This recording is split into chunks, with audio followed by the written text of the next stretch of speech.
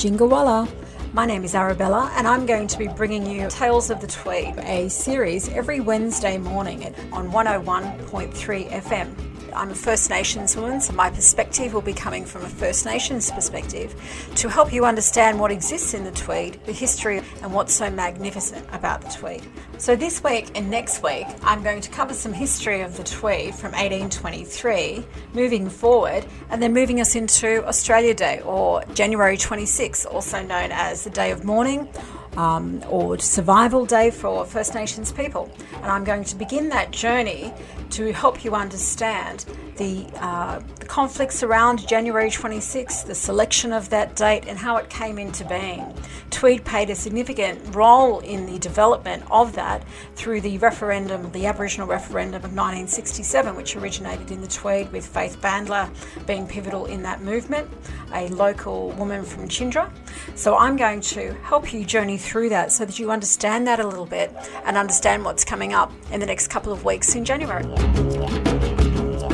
So my traditional Aboriginal name is Curry, and that means that I'm a woman from the Gurri-Gurrang footprint. And my footprint encapsulates a river system called the Bremer River that goes down to the Rouse River and into the Brunswick River. Why is that important? It's important because the person who is noted for first coming up into the Tweed River, John Oxley in 1823, first came through the back area of Tweed Heads. So if those that are familiar with the Rouse River in the back of Murwillumbah, if you can imagine that being a wide pumping river that went all the way up the back of Tweed Heads into the Albert River, joining the Bremer and then into the Brisbane, you begin to understand how non-Indigenous people first came into the area. So those are river systems that ran parallel to the east coast or the coastline, and they were the thriving hubs of activity along this area from 1823. It's why Murwillumbah is situated inland and it's not on the coast, because it was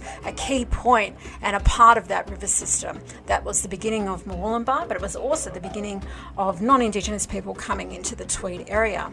What's important to note that John Oxley, when he came up into the river, in a book that you can find called The Biggest Estate on Earth, on how Aborigines made Australia by a guy called Bill Gamage, is that he recognised that the area was populated with Aboriginal nations.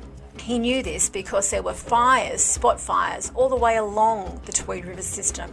The Tweed got its name from Scotland. That's why it's called the Tweed. In the nations that sit along the Tweed River are a part of the Bundjalung Nation, and they include Minyambul people, or Midjambul Drive. Some people might know that. That's just phonetically a different way to say Minyambul people. But the Minyambul people are the people of the Tweed.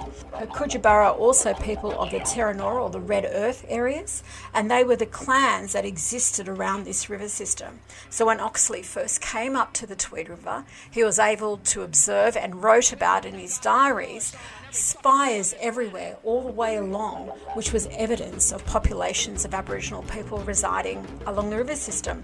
What's important for listeners to understand is that river system went all the way at the back of the Rouse River up to the Bremer River and then into the Brisbane River. That was the main thoroughfare of movement of people observing, non-Indigenous people observing and recording the Tweed. That happened in 1823. But young Oxley, who joined the Navy when I think he was about 12 or 13, had actually come to Sydney much earlier, went back to London and then went on an exploration up into those river systems. He was instructed to come down from Moreton Bay, so the Brisbane river system, to find different areas for convicts to settle, and that's why he came upon the Tweed River.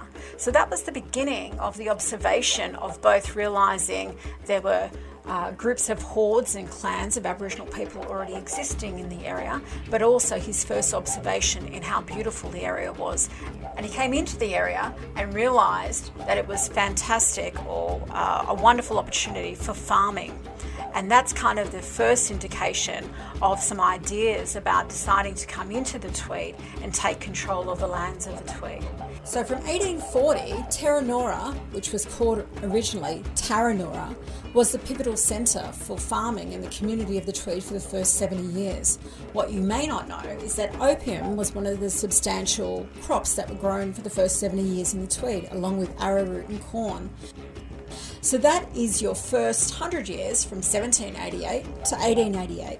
So 1788, Botany Bay, Cook arrives. He doesn't arrive on January 26. We'll get to that story next week, but he does come into Sydney.